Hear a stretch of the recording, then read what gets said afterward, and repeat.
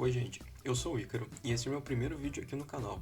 Eu vou falar de Aloysio Azevedo, de naturalismo e do Cortiço, que é esse livrinho aqui. Então, bem-vindos, espero que gostem do vídeo e bem-vindos ao Letras na Rede.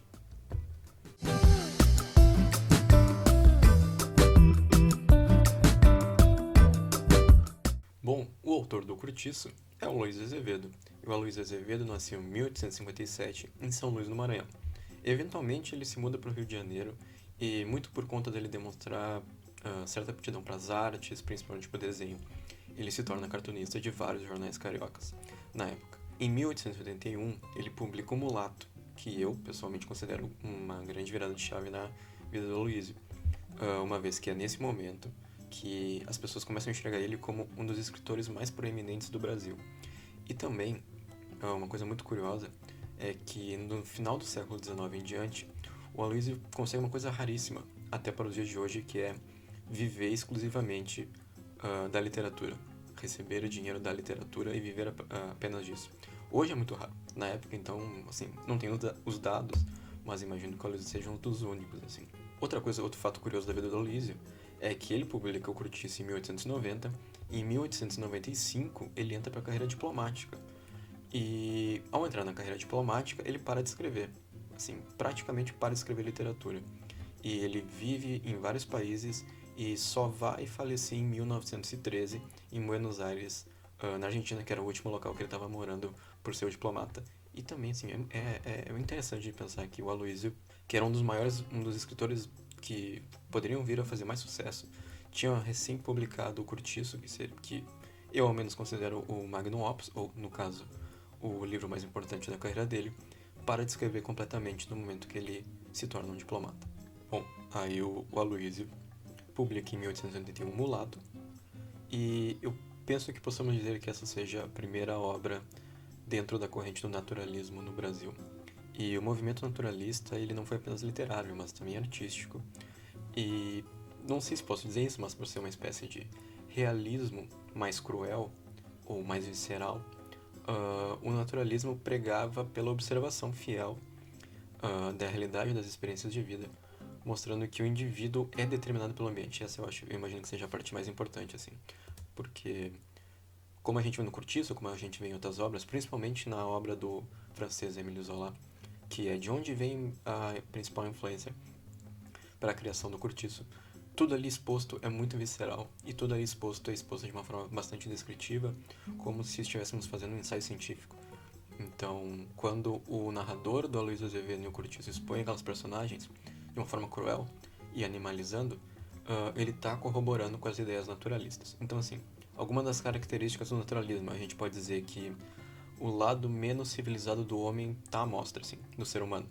A fome, o instinto, a sexualidade exacerbada e uma animalização, não apenas pela zoomorfização, mas uma animalização que compara o ser humano, as personagens com animais, e geralmente animais ferozes ou animais tropicais, no caso do Cortiço.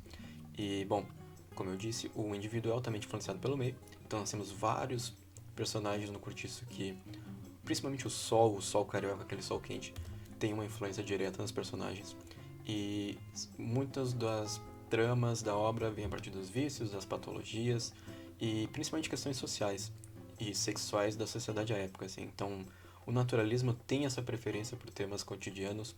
O naturalismo foca nas relações e nas vivências dos mais pobres, da sua miséria, que muito se dá por conta desse sistema de desigualdades que eles vivem, que a gente vive até hoje, mas que são expostos pelo naturalismo. Então são narrativas geralmente bem pessoais, como eu disse antes, são narrativas que pregavam como uma descrição científica e muito por conta disso tem essa predominância da forma descritiva. E o Mulato, que é o Sou Azevedo, a fama, muito por conta de ser um dos primeiros, se não o primeiro exemplo do movimento naturalista. Mas a gente pode dizer que é no Cortiço que as ideias naturalistas no Brasil parecem expostas, não posso dizer em forma definitiva, mas de uma forma que seja a maior expressão que a gente tem até hoje, por conta do Cortiço ser o principal, uh, aquele que carrega o estandarte do naturalismo no Brasil. Bom, e sobre o Cortiço especificamente, ele foi publicado em 1890 e é composto por 23 capítulos. O Curtiço apresenta um narrador onisciente, que é aquele narrador que sabe de tudo que está acontecendo na obra, a princípio sabe de tudo, e em terceira pessoa. E ele é dotado de uma narrativa predominantemente cronológica, ou seja, os acontecimentos acontecem um depois do outro, e tem suas consequências. O local em que acontece a narrativa é justamente nesse Curtiço, que é uma comunidade de casas que são alugadas pelo João Romão, o protagonista e também vilão, o que a gente quiser, mas um dos personagens mais importantes da obra. E justamente esse senso de comunidade, esse senso de pessoas menos abastadas, nesse conflito com esse dono, esse proprietário, representa assim um ponto da escola naturalista. E na obra a gente vê várias vezes que muitos personagens humanos são comparados com animais. E o Curtiço, por sua vez, é comparado muitas vezes com o ser humano. Então a gente tem essa personificação do Curtiço, do amontoado de casas, da comunidade, como se fosse uma pessoa, e principalmente como se fosse um personagem da narrativa.